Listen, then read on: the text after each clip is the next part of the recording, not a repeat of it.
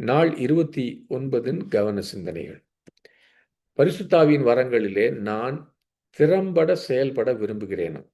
கடந்த 50 வருடங்களில் பரிசுத்தாவியானத்திலிருந்து நான் கற்றுக்கொண்டபடி சுவிசேஷங்களிலிருந்தும் கர்த்தருடைய இருதயத்திலிருந்தும் நான் புரிந்து கொண்டவற்றிலிருந்து மறுபடியும் பிறந்த கிறிஸ்தவர்கள் எப்படி இருக்க வேண்டும் என்பது 2 முக்கியமான விஷயங்களை நான் சொல்ல விரும்புகிறேன். ஒன்று, நானும் ஒவ்வொரு விசுவாசியும் தேவனுடைய ராஜ்யத்திலே ஊழியம் செய்ய வேண்டும் என்று கர்த்தர் எதிர்பார்க்கிறார். உண்மையிலேயே உங்களுக்கும் எனக்கும் வேற வழி கிடையாது. 2வது, கர்த்தர் எதிர்பார்க்கும் செயல்படுத்துகிற அந்த விதத்தில் அவரை திறம்பட ஊழியம் அவருக்கு செய்ய நான் ஆவியின் வரங்களை பெற்று அதிலே செயல்பட வேண்டும். உங்களுக்கும் எனக்கும் வேற வழி கிடையாது.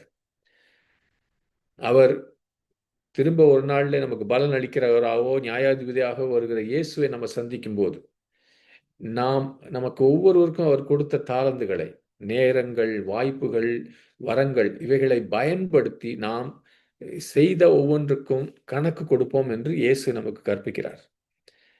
நீ இயேசுவை வெறும் கையோடு சந்திக்க விரும்பவில்லை என்றால் பரிசுத்த ஆவியின் வரங்களிலே தாராளமாகவும் சரளமாகவும் தொடர்ச்சியாகவும் செயல்பட வேண்டும். ஆனால் ஆவியின் வரங்களின் செயல்பாட்டை சுற்றி பல கட்டுக்கதைகளும் அறகுறை உண்மைகளும் இருக்கிறது.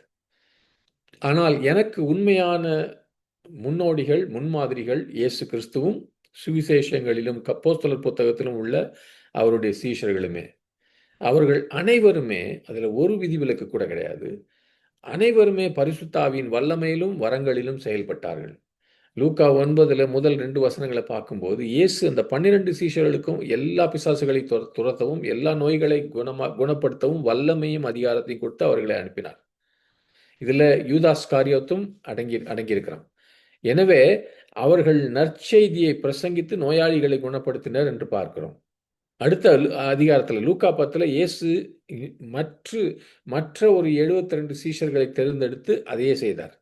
அவர்களும் மகிழ்ச்சியுடன் அவரிடம் திரும்பி வரும்போது, ஆண்டவரே, உம்முடைய நாமத்தை பயன்படுத்தும் போது பிசாசுகளும் கூட எங்களுக்கு கீழ்ப்படுகின்றன என்று சொன்ன வந்தாங்க.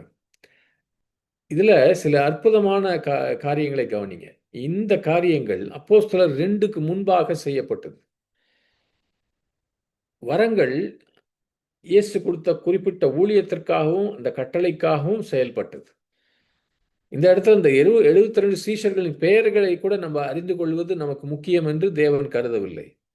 அதற்கு மாறாக இயேசு அவர்களுக்கு கொடுத்த அதிகாரத்தை விட அவர்களுடைய பெயர்கள் பரலோகத்தில் எழுதப்பட்டதை கவனம் செலுத்தும்படியாக சொன்னார். அன்பான சகோதர சகோதரிகளே, வரங்கள் ஒரு சில ஸ்லாக்கியம் பெற்றவர்களுக்கு மாத்திரம் அல்ல.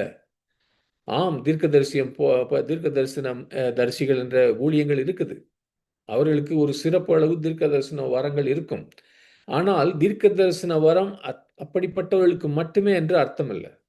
அப்படி ஆனால் பவுல் ஏன் நீங்கள் அனைவரும் அந்நிய பாஷைகளில் பேச வேண்டும் என்று நான் விரும்புகிறேன், ஆனால் நீங்கள் அனைவரும் தீர்க்க தரிசனம் சொல்ல வேண்டும் என்று நான் விரும்புகிறேன் எதுக்கு சொல்வார்? அல்லது அனைத்து விசுவாசிகளையும் ஆவிக்குரிய வரங்களை, குறிப்பாக நீங்கள் தீர்க்க தரிசனம் சொல்ல வேண்டும் என்று நான் விரும்புகிறேன் 3-4 தடவை சொல்றார். 1 கொரிந்தியர் 12-14 வரைக்கும்.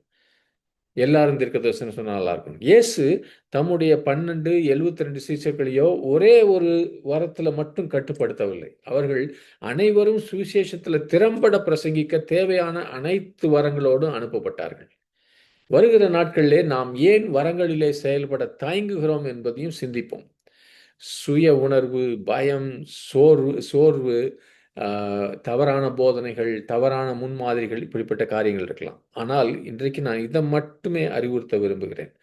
பரிசுத்த ஆவியின் வரங்களை நாம் உபயோகப்படுத்த, அதை செயல்படுத்த தைரியம் பெறுவ நாம் எல்லாருமே கவனத்தோடு ஜெபிப்போம். ஜெபிக்கவும் செயல்படவும் தொடங்குவோம். ஆமேன். இதில் பாருங்க, நம்ம மற்ற ஆத்மாக்களை ரட்சிக்கணும்னா வல்லமையான சுவிசேஷம், த பவர் காஸ்பல், வல்லமையுள்ள சுவிசேஷம் இல்லாமல் போய் சொல்லுவது ஒரு ஒரு தண்ணீரோடு இருக்கிற பாலை கொடுக்குற மாதிரி. ஆனால் நீங்களும் நான் இந்த வரங்களிலே ஆக்டிவாக இருந்தால் தான் நம்ம நிச்சயமாய் ஆண்டவருக்கென்று ஆத்துமாக்களை சுதந்திரிப்போம். ஆமென்.